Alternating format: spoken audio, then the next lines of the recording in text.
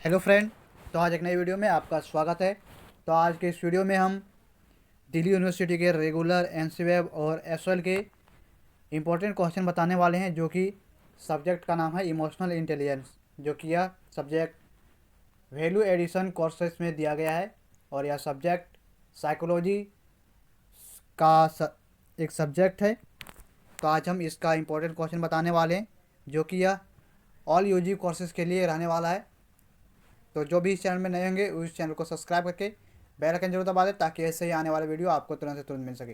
तो चलिए स्टार्ट करते हैं अब इस वीडियो को बेंदरी किए हुए और जानते हैं इम्पोर्टेंट क्वेश्चन के बारे में।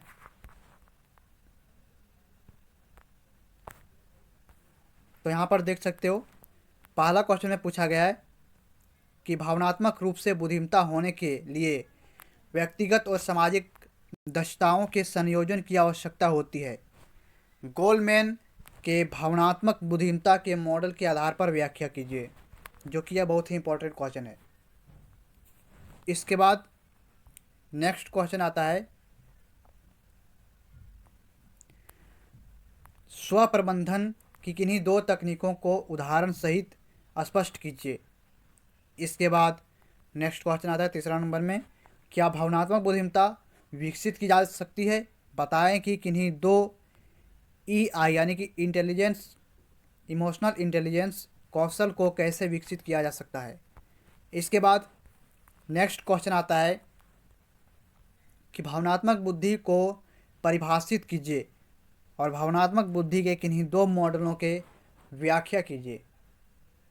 इसके बाद नेक्स्ट क्वेश्चन आता है कि आत्म जागरूकता और आत्म प्रबंधन भावनाओं को प्रभावी ढंग से प्रबंधित करने में कैसे मदद करते हैं।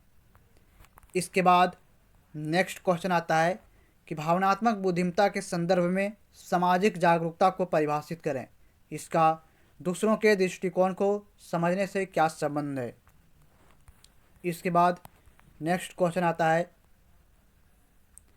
कि भावनात्मक बुद्धिमत्ता को बेहतर बनाने में सहानुभूति के महत्व पर चर्चा करें। किसी के सहानुभूति बढ़ाने के लिए विशिष्ट तकनीकें प्रदान करें। इसके बाद नेक्स्ट क्वेश्चन आता है कि उच्च भावनात्मक बुद्धिमत्ता वाले व्यक्ति कौन सी व्यक्तिगत योग्यताएं प्रदर्शित करते हैं।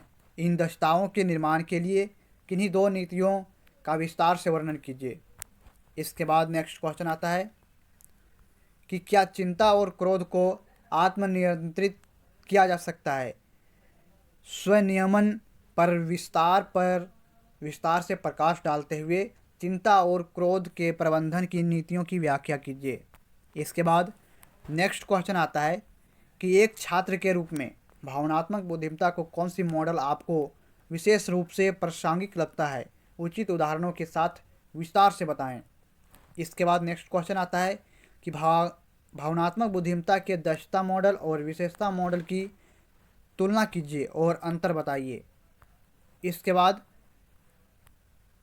नेक्स्ट क्वेश्चन आता है कि व्यक्तिगत दक्षता का वर्णन कीजिए। किसी के ताकत और विकास के क्षेत्र को जानना व्यक्तिगत दक्षता को किस प्रकार बढ़ा सकते हैं। इसके बाद नेक्स्ट क्वेश्चन आता है कि सहानुभूति की अवधारणा और सामाजिक जागरूकता में इसके महत्व की व्याख्या कीजिए। इसी स्थिति उदाहरण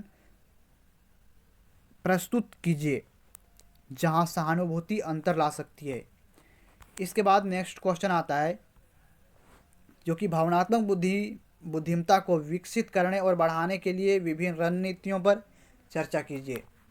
इसके बाद नेक्स्ट क्वेश्चन आता है भावनात्मक बुद्धिमत्ता का प्रकृति और महत्व पर चर्चा कीजिए। इसके बाद आता है शॉर्ट नोट्स, जो कि शॉर्ट नोट्स में इम्पोर्टेंट शॉर्ट नोट्स हैं, जिसमें से भावनात्मक बुद्धिमत्ता का महत्व, गुस्से का प्रबंधन, भावनात्मक बुद्धिमत्ता का मापन, सामाजिक क्षमता, EI और संचार कौशल यानी कि भावनात्मक बुद्धिमत्ता और संचार कौशल।